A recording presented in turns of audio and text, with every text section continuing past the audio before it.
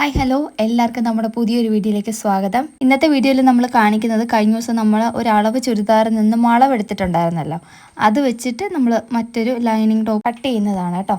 നമ്മൾ മാർക്ക് ചെയ്യാൻ വേണ്ടി പോകുന്നത് ലൈനിങ്ങിലാണ് കേട്ടോ. ഏറ്റവും താഴെ നമ്മളൊന്ന് ലെവലാക്കി ഒരു ലൈൻ വരച്ചിട്ടുണ്ട്, ജസ്റ്റ് ആ അൺഈവൻ ആയിട്ടുള്ള ഭാഗങ്ങൾ സ്ട്രെയിറ്റ് ആക്കാൻ വേണ്ടിയിട്ട് മാത്രം.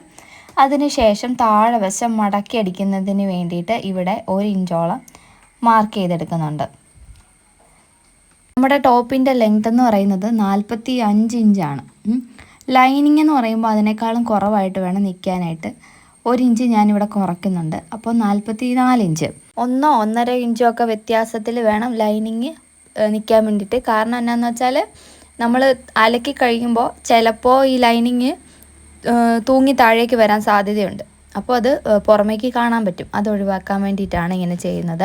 അപ്പോൾ ഇപ്പം നമ്മളൊരു 1 ഇഞ്ച് മടക്കി അടിക്കുന്നതിന് വേണ്ടിയിട്ട് മാർക്ക് ചെയ്തിട്ടുണ്ടല്ലോ, അവിടെ നമ്മൾ ഈ പറഞ്ഞ 44 ഇഞ്ച് വെച്ച് കൊടുക്കുക. എന്നിട്ട് മുകളിലേക്ക് മാർക്ക് ചെയ്യുക. കണ്ട വീഡിയോയിൽ കാണുന്ന മാതിരി നമുക്ക് ആവശ്യമായിട്ടുള്ള ലെങ്ത് ലൈനിങ്ങിൽ നിന്ന് കട്ട് ചെയ്ത് എടുക്കുക. അപ്പോൾ ഈ ഭാഗം എന്ന് പറഞ്ഞാൽ ഷോൾഡറൊക്കെ വരുന്ന ആ ഭാഗമാണ്, മുകളിലത്തെ മാർക്കിങ്ങാണ് നമ്മൾ ഇനി ചെയ്യാൻ വേണ്ടി പോകുന്നത്. അപ്പോൾ ആദ്യമേ നമ്മൾ ഷോൾഡറിൻ്റെ തയ്യൽ തുമ്പായിട്ടുള്ള 1/2 ഇഞ്ച് ഇവിടെ കൊടുക്കുന്നുണ്ട്. നമ്മൾ മെഷർമെൻറ്റ്സ് ചുരിദാറിൽ നിന്ന് എടുത്തപ്പോൾ അതിൽ സ്ലോപ്പോ കാര്യങ്ങളോ ഒന്നുമില്ല, സ്ട്രെയിറ്റ് ആയിട്ടായിരുന്നു അവരത് കൊടുത്തിട്ടുള്ളത്. അപ്പോൾ നമുക്ക് അതുപോലെ തന്നെ ചെയ്തേച്ചാൽ മതി.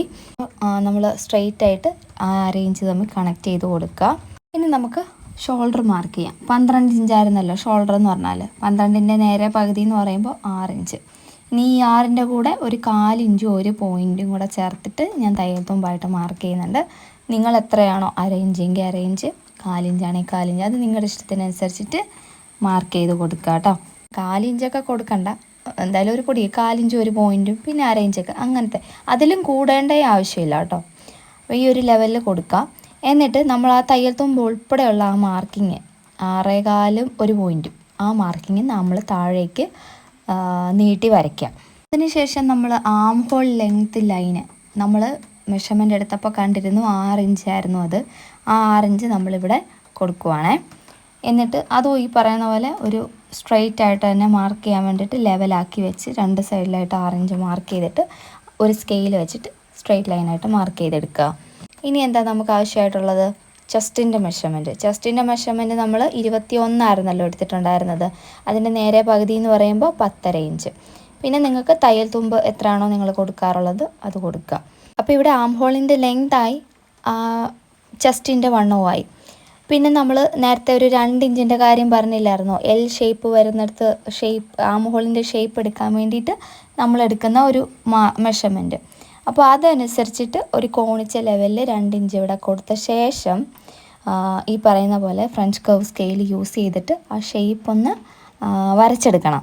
നമ്മളിവിടെ 3 പോയിൻറ്റ്സ് കണക്ട് ചെയ്തുകൊണ്ടാണ് സ്കെയിലിനെ അഡ്ജസ്റ്റ് ചെയ്ത് പിടിക്കേണ്ടത്. ഒന്ന് അവസാനത്തെ ചെസ്റ്റിൻ്റെ ആ മാർക്കിങ് വരുന്നിടത്തും, 2 നമ്മൾ ആ കോണ് 2 ഇഞ്ച് എന്നുള്ളത് മാർക്ക് ചെയ്തല്ലോ. പിന്നെ നമ്മൾ ആ ഷോൾഡറിൻ്റെ അങ്ങോട്ടേക്കുള്ള ആ പോയിൻ്റ് തമ്മിൽ ഒന്ന് കണക്ട് ചെയ്തിട്ട് വേണം നമ്മൾ മാർക്ക് ചെയ്യാൻ വേണ്ടിയിട്ട്. ഇതിൽ എവിടെയെങ്കിലും ഇങ്ങനെ കുനിപ്പ് പോലെ അല്ലെങ്കിൽ ഒരു പോയിൻറ്റഡ് ആയിട്ട് തോന്നുവാണെങ്കിൽ നമുക്കത് ലൈറ്റായിട്ടൊന്ന് കർവ് ചെയ്തെടുക്കാം കേട്ടോ. ചിലർ എന്താ പറയുക, അളവ് തുണി അപ്പാടെ അങ്ങനെ വെച്ചിട്ട് മാർക്ക് ചെയ്യും. അപ്പോൾ ഒരു പ്രശ്നം അങ്ങോട്ടോ ഇങ്ങോട്ടോ അത് നീങ്ങുവാണെങ്കിലൊക്കെ ചിലപ്പോൾ ആ ഷേപ്പ് നമുക്ക് കിട്ടിക്കൊള്ളണമെന്നില്ല, ചിലപ്പോൾ കേട്ടവർക്കൊക്കെ വന്നേക്കാം. അത് ഒഴിവാക്കാൻ വേണ്ടി എപ്പോഴും സ്കെയിൽ യൂസ് ചെയ്ത് തന്നെ മാർക്ക് ചെയ്യുന്നതായിരിക്കും ബെറ്റർ. ഇനി നമ്മളിത് ചെക്ക് ചെയ്ത് നോക്കണം. 9 ഇഞ്ചാണ് ആം ഹോൾ റൗണ്ടായിട്ട് നമുക്ക് വേണ്ടിയത്. അത് ഇവിടെ കിട്ടുന്നുണ്ടോ എന്ന് നമ്മൾ ചെക്ക് ചെയ്ത് നോക്കണം. ചെക്ക് ചെയ്യുമ്പം നമ്മൾ വരച്ചെടുത്തൂടെ അല്ല ചെക്ക് ചെയ്യേണ്ടത്, തയ്യൽ എവിടെ കൂടെയാണോ വരുന്നത് അവിടെ കൂടെ വേണം ചെക്ക് ചെയ്യാനായിട്ട്. അപ്പോൾ ഇവിടെ 6 ഇഞ്ച് ആം ഹോൾ ലെങ്ത് എടുക്കുമ്പോൾ എനിക്കിവിടെ 9 ഇഞ്ച് കറക്റ്റ് കിട്ടുന്നുണ്ട്. അഥവാ കിട്ടിയില്ല എന്നുണ്ടെങ്കിൽ അതിന് മനസ്സിലാക്കേണ്ടത് നമ്മൾ ആ വരച്ചിരിക്കുന്ന ഷേപ്പിലോ എടുത്തിരിക്കുന്ന മെഷർമെൻറ്റ്സിലോ എവിടെ മിസ്റ്റേക്ക് ഉണ്ടെന്നുള്ളതാണ്. പിന്നെ എനിക്കിതിനകത്ത് പറയാൻ തോന്നി ഇമ്പോർട്ടൻ്റ് ആയിട്ടുള്ളൊരു കാര്യം എന്ന് പറഞ്ഞാൽ, ഇതിൽ നമ്മൾ എക്സ്ട്രാ ലൂസ് ആഡ് ചെയ്യോ കുറയ്ക്കോ ഒന്നും വേണ്ട. നമ്മൾ അളവ് ചുരിദാറിൽ നിന്നും കിട്ടിയ മെഷർമെൻറ്റ്സ് എന്താണോ അത് ഇതുപോലെ 4 ആക്കിയുള്ള മെഷർമെൻറ്റ്സ് മാത്രം ഇവിടെ ചെയ്തേച്ചാൽ മതി. കൂട്ടുകയും വേണ്ട കുറയ്ക്കുകയും വേണ്ട. തയ്യൽ തുമ്പിലും എല്ലാം നിങ്ങൾക്ക് എന്തെങ്കിലും വേരിയേഷൻ വരുത്തണം എന്നുണ്ടെങ്കിൽ വരുത്തിയേച്ചാൽ മാത്രം മതി. ഓക്കെ, ഇനി നമ്മൾ ഷേപ്പിൻ്റെ ലെങ്ത് ഷോൾഡറിൽ നിന്നും, അതായത് 1/2 ഇഞ്ച് തയ്യൽ തുമ്പ് കൊടുത്തല്ലോ, അവിടെ നിന്നും ഷേപ്പിൻ്റെ ലെങ്ത് ഇവിടെ 13.5 ആണ്. അത് നമ്മൾ ലെങ്ത് വൈസ് പിടിച്ച ശേഷം സ്ട്രെയിറ്റ് ലൈനായിട്ട് വരയ്ക്കുക.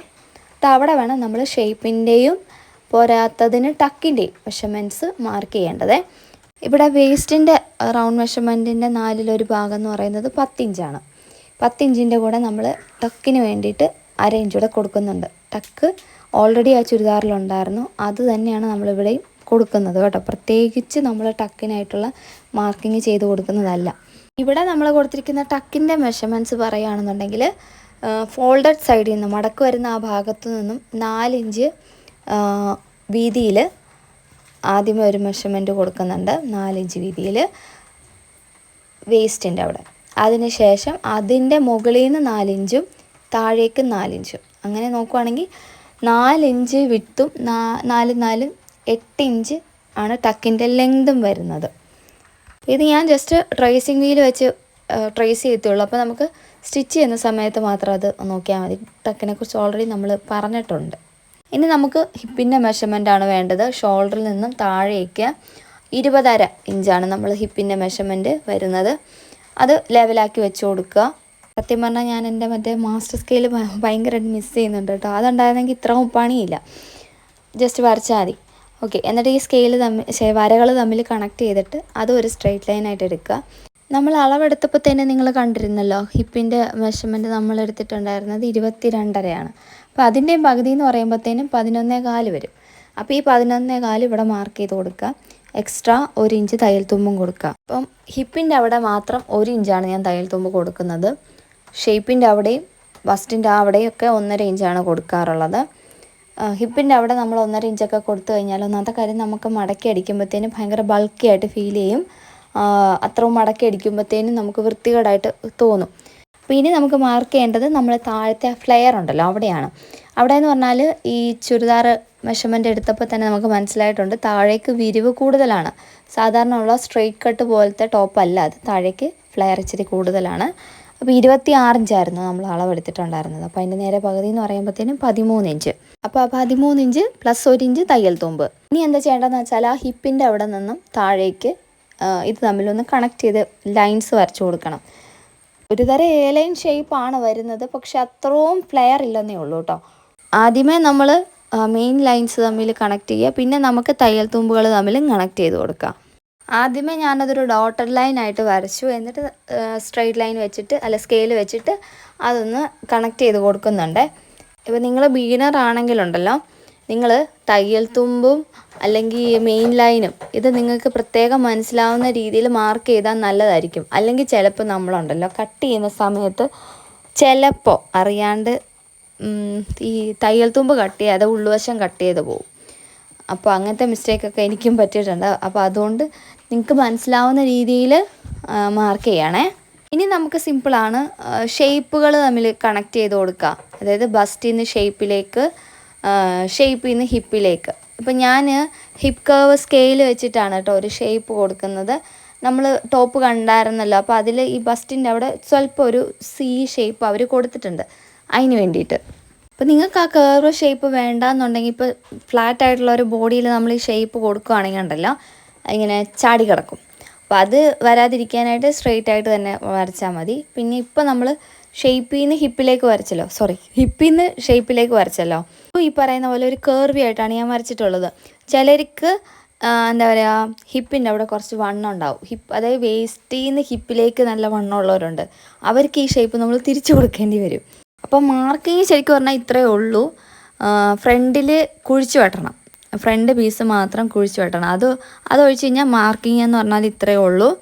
പിന്നെ ഞാനത് ആ ട്രേസിങ് വീൽ യൂസ് ചെയ്തിട്ട് ട്രേസ് ചെയ്തെടുക്കുന്നുണ്ട്. ഇപ്പോൾ സ്ലീവിൻ്റെ നെക്കിൻ്റെയും കട്ടിങ് ഞാൻ ഇതിനകത്ത് കാണിക്കുന്നില്ല. സ്ലീവിൻ്റെ ഒക്കെ ഓൾറെഡി ഞാൻ എങ്ങനെയാണോ ചെയ്യാറുള്ളത് അതുപോലെ തന്നെയാണ് ഇത് ചെയ്തിട്ടുള്ളത്. പിന്നെ നെക്കാണെങ്കിൽ 3.5 ഇഞ്ച് വൈഡും ഒരു 5.5 ഇഞ്ച് ബാക്കും ഫ്രണ്ട് 6 ഇഞ്ചും.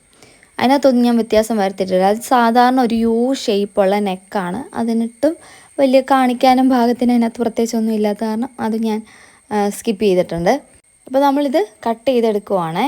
ഇവിടെ ഞാൻ ഫ്രണ്ട് ഭാഗം മാത്രം ഉള്ളിലേക്കാക്കിയിട്ട് കുഴിച്ച് വെട്ടുന്നുണ്ട്. അത് ഓൾമോസ്റ്റ് ഒരു 1/2 ഇഞ്ചോളം ഉള്ളിലേക്കാക്കിയിട്ട് കുഴിച്ചെടുക്കുന്നുണ്ട്. പിന്നെ നമ്മൾ ഈ ലൈനിങ് തുണി മെയിൻ ക്ലോത്തുമായിട്ട് കട്ട് ചെയ്തെടുക്കണം. അപ്പോൾ 2 രീതിയിൽ നമുക്ക് മെയിൻ ക്ലോത്ത് മടക്കാൻ വേണ്ടി പറ്റും. ഇപ്പോൾ സ്ലിറ്റ് ടോപ്പ് ആയതുകൊണ്ട് തന്നെ നമുക്ക് സേവ് ചെയ്ത് തുണീനെ കട്ട് ചെയ്യാൻ വേണ്ടി പറ്റും. അതെങ്ങനെയാണെന്നുള്ളത് കാണിക്കാം. സാധാരണ നമ്മൾ യൂഷ്വലി എന്താ ചെയ്യുക, ലെങ്ത് വൈസ് രണ്ടാക്കി തുണീനെ മടക്കും, ശരിയല്ലേ? ഇതേപോലെ രണ്ടറ്റം തമ്മിൽ പിടിച്ച് വെച്ചിട്ട്, ഇതിപ്പോൾ ലെങ്ത് വൈസാണ്, ഇങ്ങനെ മടക്കിയിട്ട് ഇനി തേര് വശങ്ങൾ തമ്മിൽ നമ്മളിങ്ങനെ കണക്ട് ചെയ്ത് കൊടുക്കും. കണക്ട് ചെയ്യല്ല, ഫോൾഡ് ചെയ്യുക. ഇതേപോലെ തേര് വശങ്ങൾ തമ്മിൽ ഇപ്പോൾ 4 മടക്കിയല്ലോ.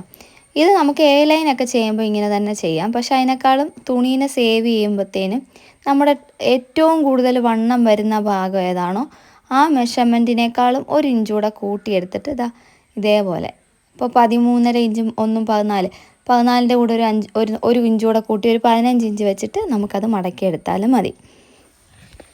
അപ്പോൾ ഞാനിവിടെ കട്ടിങ്ങും സ്റ്റിച്ചിങ്ങും എല്ലാം കഴിഞ്ഞിട്ടുണ്ട് കേട്ടോ. ഞാൻ അതൊന്നും ഇതിനകത്ത് വലിയ കാര്യമായിട്ട് ഇൻക്ലൂഡ് ചെയ്തിട്ടില്ല. അപ്പോൾ ഇതാണ് നമ്മുടെ സ്റ്റിച്ച് ചെയ്ത് കഴിഞ്ഞിട്ടുള്ള ഒരു ഫൈനൽ ലുക്ക് എന്ന് പറയുന്നത്. സിമ്പിളായിട്ടുള്ളൊരു ടോപ്പാണ് കേട്ടോ.